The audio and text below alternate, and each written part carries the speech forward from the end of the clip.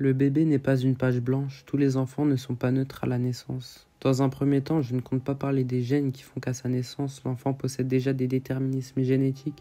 Les gènes influencent le développement social, affectif et cognitif, ce qui fait que le bébé part déjà avec une certaine prédisposition.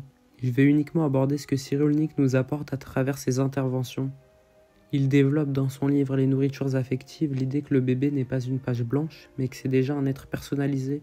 L'enfant a un passé prénatal puisque, en étant fœtus dans le ventre de la mère, il a vécu différentes expériences.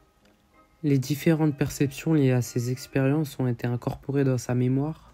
À partir du 6e mois, le fœtus met en place le sommeil rapide qui est aussi appelé le sommeil à rêve.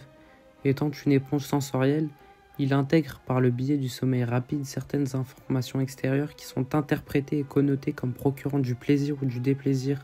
Elles peuvent être les basses fréquences de la voix de la mère, l'agitation, le repos, les différentes émotions de la mère, etc. En norme, le fœtus a déjà un système de représentation, bien qu'il soit en construction, puisqu'il associe une perception extérieure à une sensation.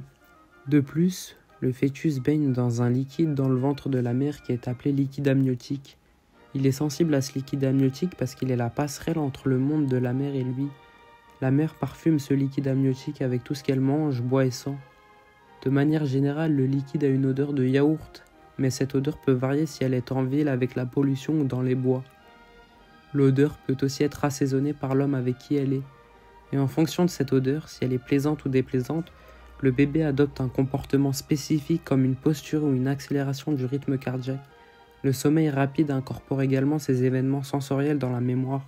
Le fœtus a donc, en fonction de son environnement sensible, de sa mère et des expériences sensorielles faites, une vie prénatale avec un système de représentation bien que ce dernier soit rudimentaire. Ainsi, ces différentes connotations affectives sont inscrites dans sa mémoire affective, de sorte que lorsque le bébé naît, il naît avec un sentiment de continuité, il est déjà un être personnalisé.